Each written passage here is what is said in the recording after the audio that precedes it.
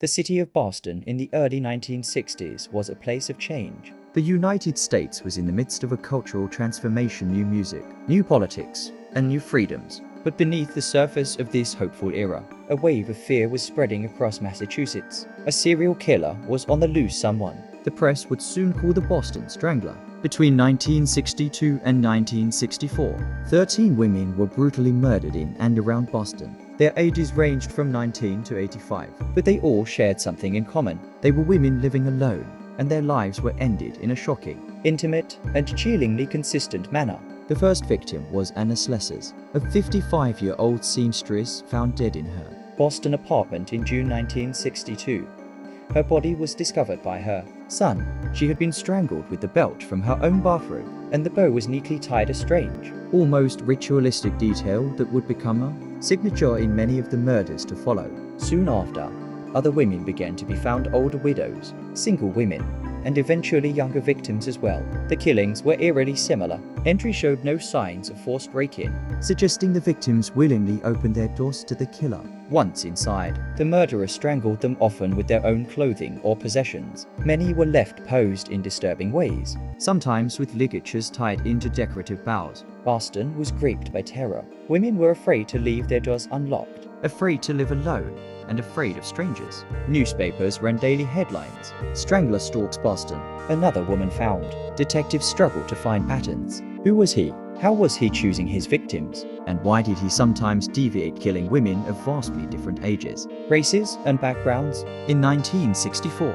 after the murder of Mary Sullivan, a 19-year-old found dead in her Boston apartment, the city had reached a breaking point. The pressure on law enforcement was immense. Police worked around the clock, but leads were scarce. Then came a shocking twist. In late 1964, a man named Albert DeSalvo confessed. He was a small-time criminal, already in custody for a series of sexual assaults, known as the Green Man rapes. To investigators' surprise, he began describing the Boston Strangler murders in detail. He claimed responsibility for all 13 killings. He knew things only the killer would know about: the way the bodies were posed, the order of the victims. Yet there was a problem. There was no physical evidence linking DeSalvo to the murders. His confession was detailed but inconsistent. He sometimes got facts wrong, mixing up the order of events or misidentifying victims. Some detectives believed he was the killer.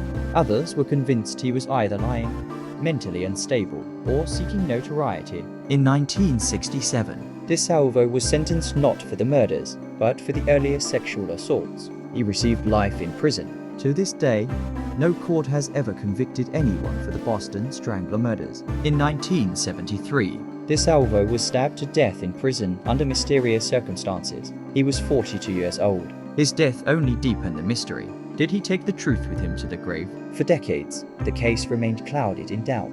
Was DeSalvo truly the Boston Strangler, or was he covering for someone else? Some investigators suspected multiple killers. The victims varied widely in age, ethnicity, and social background. The differences in crime scenes suggested different personalities. Could it be that the Boston Strangler was not one man, but several?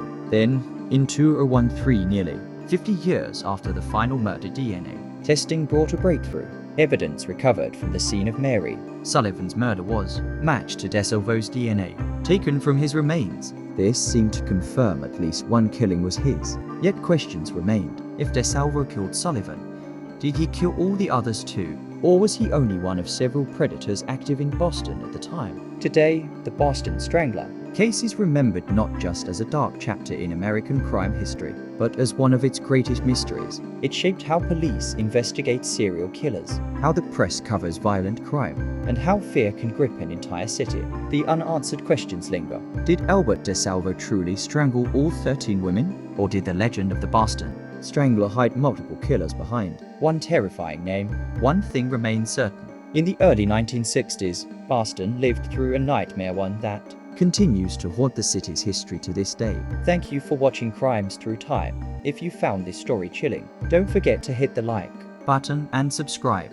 for more true crime documentaries, and tell us in the comments, do you believe Albert DeSalvo was really the Boston Strangler, or was the truth something far darker? Until next time, stay curious, stay safe.